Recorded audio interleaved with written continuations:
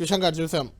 మాజీ ముఖ్యమంత్రిని రేవంత్ రెడ్డి గారు, ప్రస్తుత ముఖ్యమంత్రిని కేటీఆర్ గారు ఆ రకంగా మాట్లాడడం ఎంతవరకు కరెక్ట్? ఒకటి అంటే తెలంగాణ ఫోన్ ట్యాపింగ్ చేశారు, హీరోయిన్ల ఫోన్లు, భార్యాభర్తల ఫోన్లు ఇట్లా విన్నారు కాబట్టి విచారణ జరుగుతుంది. దానికో సిట్ ఏర్పాటైంది, దానికో సిన్సియర్ ఆఫీసర్ సజ్జనర్ గారిని చీఫ్గా ఉంచారు.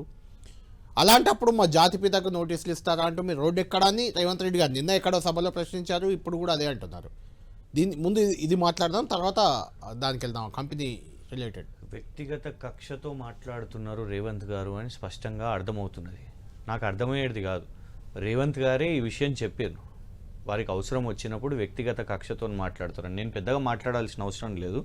ఇదే రేవంత్ గారు ఇవాళ ఎవరైతే కేసీఆర్ గారిని దూషిస్తున్నారో ఫ్రస్ట్రేషన్లో, ఆ రేవంత్ గారు ఏం మాట్లాడారో రాష్ట్ర ప్రజలు వినాలి, గుర్తు చేసుకోవాలి మళ్ళీ ఒకసారి.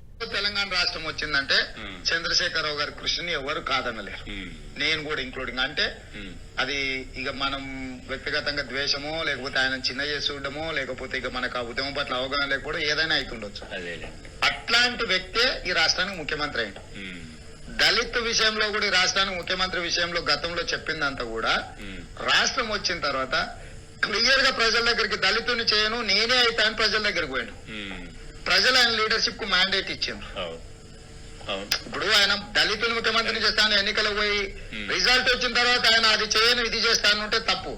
నేను చాలా సందర్భంలో ప్రైవేట్ డిస్కషన్స్ లో చాలా మంది అన్నప్పుడు ఉద్యమ నేపథ్యంలో మాట్లాడిండు, కానీ ఎన్నికలు వచ్చినప్పుడు ఎలక్షన్ మేనిఫెస్టోలో క్లియర్ కట్ గా నేనైతే రాష్ట్రానికి ముఖ్యమంత్రిని, నేను ఇంకెవరి చేతిలో పెట్టినా కూడా ఇది చెల్లకుండా పోతుంది, ఇటు పోతుంది, అడిపోతుంది, అందరు చేతగాని వాళ్ళు నేను ఒక్కనైతే చాలా రీజనబుల్ గా మాట్లాడుతున్నారు మీరు.